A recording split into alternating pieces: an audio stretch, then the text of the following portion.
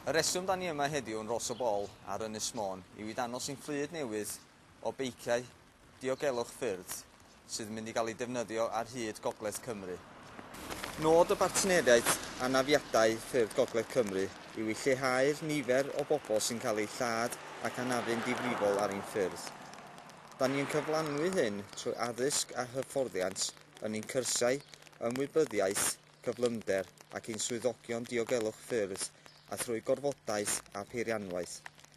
Mae'r bartneriaeth wedi bod yn gorfodi gyda beics ers peth amser, ond oherwydd y nifer uchel o bryderon gan y cyhoedd a mor yrru yn ein hardaloedd, rydym wedi penderfynu cynyddu a gwella'r math yma o'r ofodaeth, oherwydd ein hyblygrwydd I gymharu ar faniau camrau diogelwch.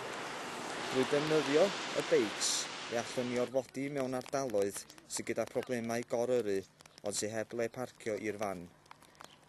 Heb os nac oni bai, mae presenoldeb ein cerbydau ni yn lleihau cyflymderau ac anafiadau mewn cymunedau ar draws Gogledd Cymru, ac fel canlyniad mae hyn yn creu cymuned diogel I bawb.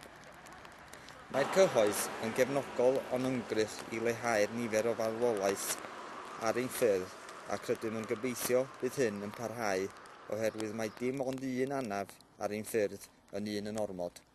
Reit, da ni wedi cael arolwg o'r tu allan i'r ysgol gen y cyngor sir ac un o'r problemau amlwg sydd yn y gwmpas yr ysgol ydy goryrru a'r diffyg lle parcio. Mae'r cyngor wedi ceisio ymatab i'r broblem, ond mae yna rwystriadau anyn nhw. Felly dwi'n falch iawn o weld bod y motobeic yn dod yma I weithio yma I drio datrys y broblem, achos mae'n amlwg mae hwnnw'n un atab amlwg sy'n gallu gwneud I ddiogelu'r plant, yn wedig amseroedd cychwyn yr ysgol ac amser mynd adre felly.